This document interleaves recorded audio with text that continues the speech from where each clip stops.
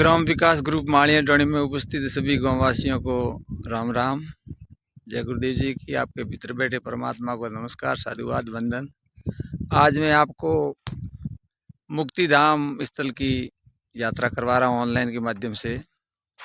जो भी दृश्य आपको दिखाई दे रहा है, ये शानदार फूल लगे हुए हैं, हरे भरे पेड़ पौधे हैं।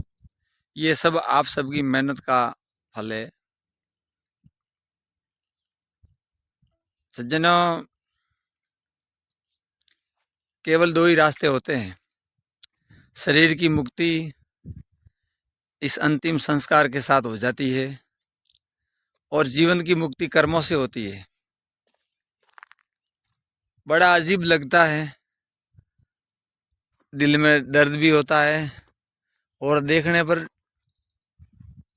डर भी लगता है, लेकिन क्या करें। आखिरकार देखो, ये इसी तरह जलकर राख होना है। अब इस मिट्टी से आप कुछ पता नहीं लगा सकते हैं कि ये मिट्टी किसकी है, इस मिट्टी में क्या कर्म किए हुए हैं। कोई लेखा जोखा नहीं है। इसलिए इस मुक्ति धाम को शरीर की मुक्ति अंतिम संस्कार माना जाता है, लेकिन इससे प्रेरणा लेकर कुछ ऐसे कर्म करने हैं जो जीवन की मुक्ति कर सके। कहीं ऐसा न हो कि हम केवल पेट पालने तक ही सीमित रह जाए और आखिरकार पछतावा के सिवाय कुछ हाथ में भी नहीं आए। शास्त्र और संत एक ही प्रेरणा देते हैं कि जो मनुष्य अपनी मौत से डरता है वो कभी सफलता हासिल नहीं कर सकता है, क्योंकि जो सूर्य उदय हुआ है वो अस्त होना तय है। तो फिर डर किस बात का? डर तो केवल इस बात का होना चाहिए कि सूर्य अस्त होने से पहले पहले हमें सफलता प्राप्त हो। हम केवल पेट पालने तक ही दौड़ रहे हैं, ये हमारा लक्ष्य नहीं है। हमें ऐसे कुछ कर्म करने हैं जो इस जीवन में जिंदे जी भी काम आए और मरने के बाद पता नहीं हमें तो मिले न मिले, लेकिन दुनिया याद करे और उनसे प्रेरणा लेकर वो भी कुछ ऐसे अच्छे कर्म करे। ये आपका विश्राम गृह है, देख लो। हम सबको इधर विश्राम करवा जाएगा और ये विश्राम गृह नहीं है, इस संसार का स्वार्थ है। इसके कारण यहाँ रोका जाता है और हमारी जांच पड़ताल की जाती है कि कहीं कुछ साथ में तो न रह जा रहा है। उसके बाद में तमाम लूटपाट के बाद हमें यहाँ आकर जलाकर भस्म किया जाएगा। बड़ी विचित्र लगती होगी बातें आपको, डर भी लगता होगा कि क्या हमें भी मरना पड़ेगा, लेकिन ये तय है। लेकिन इस शरीर की मृत्यु के साथ इंसान की मृत्यु नहीं होती है। ये एक सोड़ा उतारा जाता है।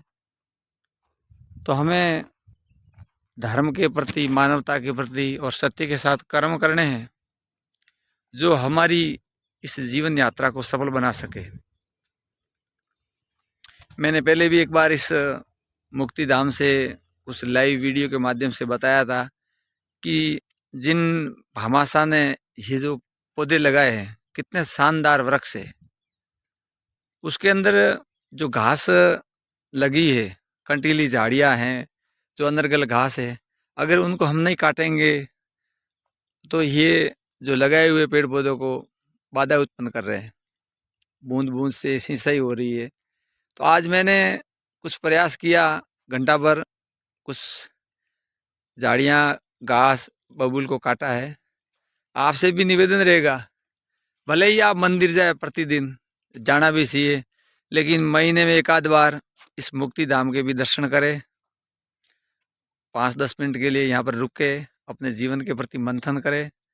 और अगर कुछ यहाँ ऐसा लग रहा है तो वहाँ थोड़ी साफ सफाई भी करें।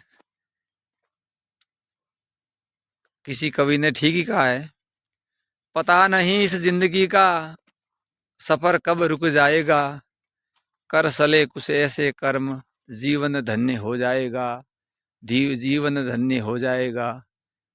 अन्यथा इस मिट्टी की राख के टीले के सिवाय कुछ भी साथ में नहीं चलना है। मेरे जीवन की अनुभव यात्रा के माध्यम से आप सबको